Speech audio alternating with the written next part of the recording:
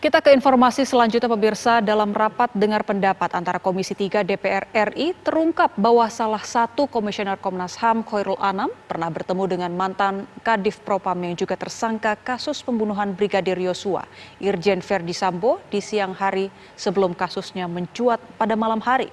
Khairul Anam menyatakan Verdi Sambo menangis menceritakan peristiwa tersebut. Nah pada tanggal berapa itu saya lupa ya.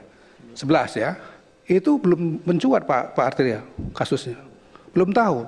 Beliau datang ke saya Pak, jadi jujur dia datang, Pak Bang saya diminta untuk bertemu. Saya tanya kasus apa? Ya belum tahu. Ya sudah kalau gitu silahkan pergi. Setelah pulang beliau ini datang Pak, ketemu saya, menjelaskan tadi saya begini. Tapi karena saya waktu itu mau sholat maghrib saya bilang ya udahlah nanti aja lah gitu. Kemudian setelah sholat maghrib saya pergi badminton, baru saya baca berita Pak Arteria. Sehingga saya telepon lagi beliau ini, wah ini ternyata ada masalah besar. Besok pagi dia jelaskan semua apa yang terjadi Pak menit itu. Jadi dia datang ini sama sekali dia tidak tahu Pak. Dan saya waktu itu kemudian datang ke koordinasi dengan Pak Mahfud, saya bilang Pak Mahfud tolong ini dikawal, jangan sampai terjadi apa-apa. Kalau Bapak nggak percaya sama dia, saya keluarkan dari tim. Atau kami membatalkan diri untuk terlibat dalam proses ini.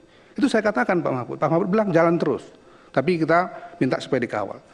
Jadi memang ini menurut saya berat sekali Pak, karena saya berdua ini nggak melanjut Pak. Saya nggak mau ini merusak ya kredibilitas kami, terutama karena kami tidak melanjut lagi.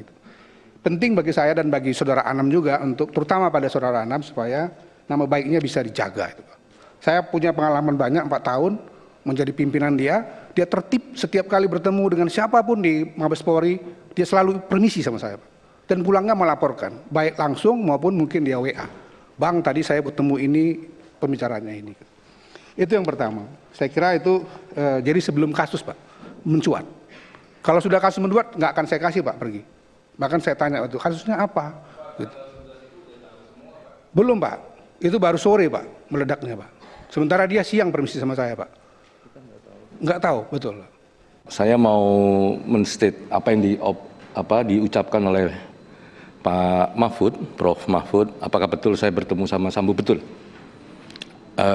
Omongannya ya cuma nangis saja, saya nggak tahu apa yang terjadi. Itu yang pertama. Sehingga apakah saya tahu kasus sebelum-sebelumnya, saya nggak tahu sama sekali. Kenapa saya bisa bertemu dengan Pak Sambo?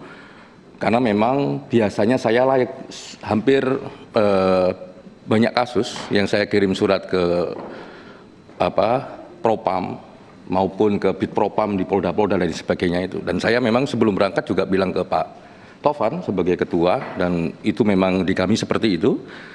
Kalau saya mau ketemu sama siapa atau saya ditelepon sama siapa, saya akan bilang kepada Pak Tovan.